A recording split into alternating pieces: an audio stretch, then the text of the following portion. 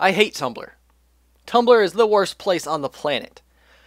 I'm sure not everyone on Tumblr is bad, but the majority of people on Tumblr can now be classified safely as SJWs and their allies. It's a complete load of nonsense trying to have any sort of logical conversation on the website, because everything devolves into a big who's getting oppressed the most fight, and it becomes just mind-numbing drivel that my brain is too big to handle the stupid. It hurts my soul. I mean, personally, I dream of a world where the credibility of your opinion is not dependent on the color of your skin or the shape of your genitals. You see, the thing is, once you're labeled a social justice warrior, or SJW, it's no longer about your actual opinions. It is actually a reference to the conduct of your character and the way in which you have presented yourself to the people that you are speaking to. That's why social justice warrior is a negative connotation, because you have officially made yourself look insane and unlikable. The main reason that SJWs are a problem is that they take up a stance in order to push an agenda that is supposedly meant to help a minority group. But then they verbally abuse any member of that minority group that opposes their agenda-pushing ways. These people get called sock puppets, or far, far worse, because of their rich, white, overprivileged SJWs can't stand for someone to not fit into their narrow-minded worldview. It's the moronic, tired mentality that, I can't be racist or sexist or bigoted, I'm for equality. And so you mistakenly believe that since you want equality, you can say whatever you want and treat people however you want, because there's no way that you can be offensive because you're on the minority side. It's the lamest, most absurd excuse to use derogatory language I can imagine. SJWs are the very definition of the word hypocrite. I can do what I want, but you can't do what you want, or it's oppressive, or offensive, or limiting, or triggering. You know, it's pretty offensive to people of intellect to have to pander to people who use triggers as an excuse to control the flow of conversation. Yeah, because their freedom of speech is not nearly as important as your freedom to hide from reality. All people should just stop saying that one word that is offensive to you, so that you can be a pseudo, fully functioning human being again. That would really just fix everything, wouldn't it? I mean, it's stupid. I mean, what if I went and said, I don't know, I expect all of Facebook to now respect my triggers and stop using words like "the" and "game" while I am online. These words trigger my PTSD, because I was once involved in an informal discussion about Michael Douglas movies on a forum and am now scarred for life. I mean, how dare someone make you have to face reality? How dare they? I mean, it's the same mentality as the people that made that video the other day about the woman walking through New York and getting hit on the street. A lot of people really need biology explained to them on the internet, and it's sad. It shouldn't be that way. You should just learn this stuff on your own. But basically, normal human biological function is apparently a sin or a crime, depending on who you ask. You could lie right now and tell me you don't ever look at someone and find them attractive, that you don't appraise someone or something's physical attractiveness. The 2% of the planet that identifies as asexual aside, which I just made up that number, don't take that as a literal quote, I just threw that out there, don't worry about that. Every person with any sort of normal bodily function has or will look at another person and get the warm fuzzies because they find them attractive.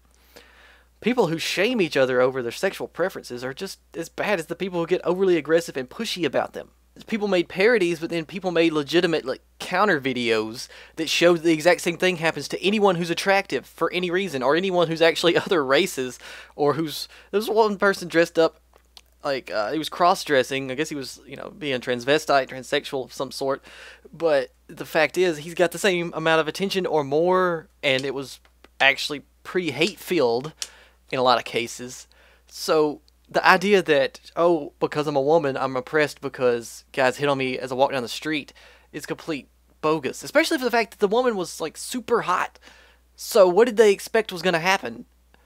I mean, they said a super hot chick walking down the street with a bunch of guys in a poor neighborhood on the bad side of town, pretty much. And that was a useful representation of the entire human race.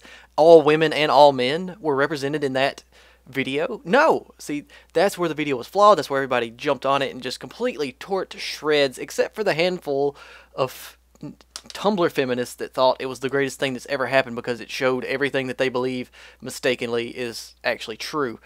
So, you know, it's the same mentality as I could just walk across campus and say, oh, several women smiled at me as I was walking across campus today. I mean, how am I supposed to report a rape? I need to report a rape here, please. And that's stupid.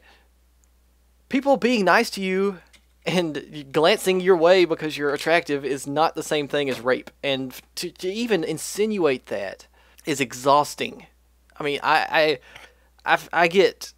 can't even describe the feeling of disappointment in the human race whenever I hear that kind of stuff. It's, come on, you should know better about that by now. It's just, it's just people that need something to complain about, so they pick things to complain about that they know will get them the most attention, and saying, it's like, you know, rape, murder, and all that is kind of classified in the same thing. It's the big social faux pas, the things that everyone in the freaking world knows that you're not supposed to do, but they make the claim that everybody's doing it.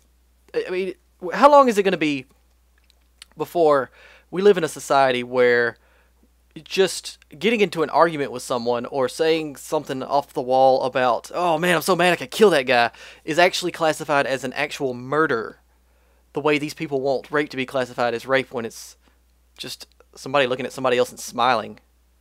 I mean, the truth is, gaming has always been all-inclusive. I don't understand the mentality that men want to keep women out of games. I've never been able to figure that one out, because logically, whenever you talk to any male gamer, one of the top things that they're looking for in a female counterpart, or even, I guess, a male counterpart, I don't know nothing about that, is, do they like the same things as I do? Do they like the same video games, movies? Are they, you know, if they like comic books, it's a huge deal. And then, you know, of course, if they're friggin' attractive. But it's just the idea that men don't want women to play video games is an outright lie that has been proven through statistical evidence. Men want women to play video games because they want spouses and just friends of other orientations and sexes and everything to play the games with, because everybody's welcome to play video games. It's just stupid. Who in the world came up with... Well, just look at the hypocrisy. Anita said something along the lines of, women like me have been playing video games for years, and now we're going to tell the boys that they can no longer have their little boys club. It's like, what are you talking about? You've been playing video games for years, so it's not a boys club. You just revealed the fact that you have no idea what you're talking about, because you used an example of women playing video games to show that women need to start being able to play video games because video games were only for boys, except that it wasn't, because how could it just be for boys if women have been playing video games? I don't understand the logic there. There is no logic there, I guess you could say. Anyway, games are for anyone willing to sit down and play them. The vast array of games to choose from allow for taste-privileged satiety, which taste-privilege is a stupid word, and I shouldn't have to use that, but it's what the internet likes, so I'll go with it. And other than a handful of AAA game series where there is indeed a problem with some tropes, no one can deny that GTA and games like that have problems as far as being, I guess, I don't want to use the word ethics, but morally upstanding. But so what? Don't play the game if you don't want to. I mean, don't watch a horror movie if you don't like violence and horror. They're still going to exist. I don't see what the problem is.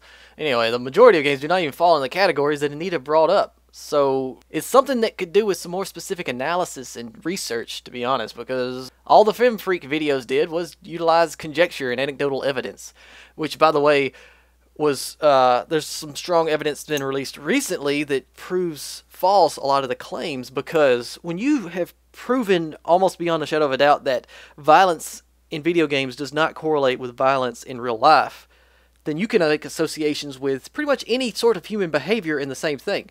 Saying that video games make people more violent, which is false, is akin to saying video games make people more sexist, which is almost definitely false.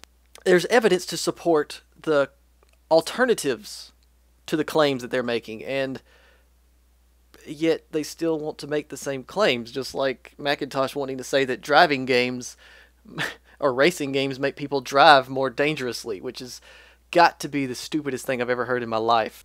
I don't get where you came to the conclusion that you are not welcome here. Up until a few years ago, gaming was a stigma, an insult to the credibility of the person who considered themselves a gamer. It was used to talk down to people, insult them. It made them an outcast. Now suddenly everyone thinks it's great, so they want a piece of the action, which would be wonderful if people who play video games weren't still being made fun of and insulted by the people who supposedly want to break up the boys club. I don't want you to take my word for it because I'm a man or because I'm white or something, or because you feel like you have to agree with me. I want you to think I'm right because I'm right. It doesn't matter what I am or, what the color of my skin is or any of that. You should look at what I'm saying, and if you agree with what I'm saying on the objective basis that the information that I'm presenting is correct, then none of the other stuff matters.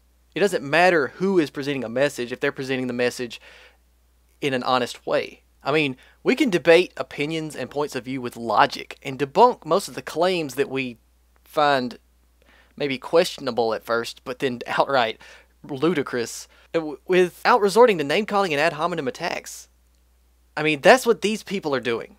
And we're better than that. We don't have to resort to name-calling and posting offensive meme pictures and being abusive. All we have to do is sit back and let them dig their own graves, keep track of all the things that they're saying that are just downright horrible, inhumane things that they're saying. And in the end, I think Gamergate will come out on top.